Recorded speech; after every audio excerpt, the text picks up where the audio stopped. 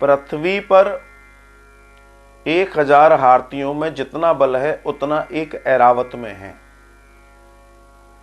1000, अब ऐसे 1000 ऐरावत में जितना बल है उतना इंद्र के एक शस्त्र में है,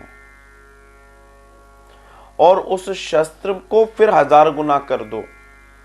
उस शस्त्र का जो 1000 गुना का बल है, मतलब वैसे 1000 शस्त्रों में जितना बल है उतना इंद्र में है, और 1000 इंद्रों में जितना बल है उतना हनुमान जी की कनिष्ठिका के नाखून के किनारे पर है। ये है हनुमान जी, ये है हनुमान जी। अब आप विचार कर लीजिए कि हनुमान जी क्या कर सकते हैं और क्या नहीं कर सकते। छोटा सा परिचय मैंने आपको श्री हनुमान जी का दिया है। दूसरा परिचय सुनिए। श्री हनुमान जी के बल की बात मैं करूं तो बल देखिए, बल क्या है। रावण जिससे त्रिलोकी कांपती थी, और वो रावण जो अजेय था, अजेय, लेकिन वहीं बाली ने उसको कांख में दबा के रखा 6 महीने। ऐसा हमने कथा सुनी है, जानते हैं। जब 6 महीने दबा के रखा रावण को, रावण फिर मुक्त हुआ। वो बाली जिस रावण के पैर के नीचे काल लेटा हुआ है, और सारे के सारे के देवता जहां नौकर चाकर लगे हुए हैं, मैं समझिएगा मैं क्या कहना चाह रहा हूं। जिस रावण के पैर के नीचे काल रखा है, काल लेटा हुआ है, काल की भी हिम्मत नहीं है बिना उससे पूछे किसी को ले जाए उसके एरिया से, उसके शासन से।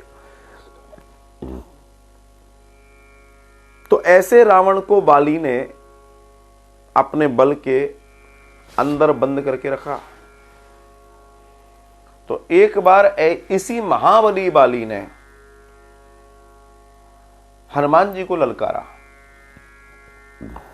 हनुमान जी से कहा मुझसे युद्ध करो। हनुमान जी ने कहा राम राम। फिर एक बार फिर आया, मुझसे युद्ध करो। हनुमान जी ने कहा राम राम। बार बार आता, युद्ध करने की कहता। हनुमान जी ने कहा कि ठीक है जी, अगर ऐसा है तो कर लेंगे। समझना मैं क्या कहना चाहता हूं।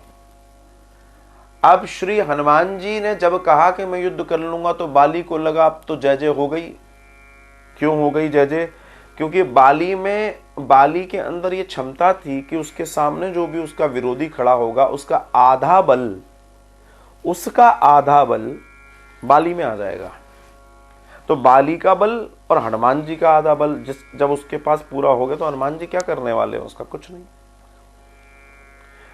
जब श्री हनुमान जी ने हामी भर दी और निश्चित हो गया कि इस दिन में युद्ध होगा, श्री ब्रह्मा जी को मालूम पड़ा। तब श्री ब्रह्मा जी ने जाकर श्री हनुमान जी से प्रार्थना की, आपसे निवेदन है साहब, आप जब बाली से लड़ने जाओ तो आपके 95% बल को आप छोड़ के जाना। ध्यान दो मैं क्या कहना चाहता हूं। आपके 95% बल को आप छोड़ के जाना। हनुमान जी ने कहा ठीक है। हनुमान जी बाली से लड़ने गए। जब श्री हनुमान जी बाली के सामने खड़े हैं, तो बाली ने मन में वो मंत्र बोला जिससे आदि शक्तियां आ जाती हैं। अब हनुमान जी के पास कुल बल 5% है, उसका 2.5% खींच रहा है बाली। वो बल जैसे जैसे बाली में प्रवेश कर रहा है, बाली मजबूत होता जाता है, लेकिन थोड़ी देर के बाद बाली की स्थिति बिगड़ गई। बाली की नसें फटने लगी, बाली का शरीर फटने की स्थिति में आ गया। बाली बहुत परेशान हो गया, बाली मृत्यु तुल्य होने लगा। तब तुरंत श्री ब्रह्मा प्रकट हुए, उन्होंने तुरंत श्री हनुमान जी को वहां से जाने के लिए बोला। हनुमान जी वहां से फिर अंतर ध्यान हुए, वो बल भी चला गया साथ में, नीचे गिरे, मूर्छित हो गया बाली।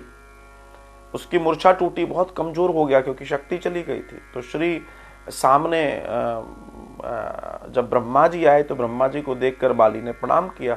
तो बाली ने कहा ये मेरी स्थिति क्या हो गई, मैं उठ भी नहीं पा रहा हूं, हे ब्रह्मदेव मुझे क्या हुआ? तो श्री ब्रह्मा जी कहते हैं कि तुमने हनुमान जी को पुकारा था, बेवकूफ आदमी। तुम्हें मालूम है कि हनुमान जी को मैंने 95% ताकत रखकर आने को कहा था, वो 5% लाए थे। जिसमें 2.5% ताकत तुमने खींचनी चाहिए, जो 2.5% तुम तक आई नहीं है, उसका भी करोड़वां हिस्सा ही अभी प्रवेश किया था तुम्हारे शरीर में, इतने में तुम्हारा शरीर फटने लगा। ये है हनुमान जी, ये है हनुमान जी। अब आप विचार कीजिए कि ऐसे हनुमान जी क्या नहीं कर सकते। जो हनुमान श्री राम और लक्ष्मण को अपने कंधे पर बैठाल के, जगत के स्वामी को अपने कंधों पर बैठाल के ऊपर ऋषिमुख पर्वत पर ले जा रहे हैं, वो क्या नहीं कर सकते।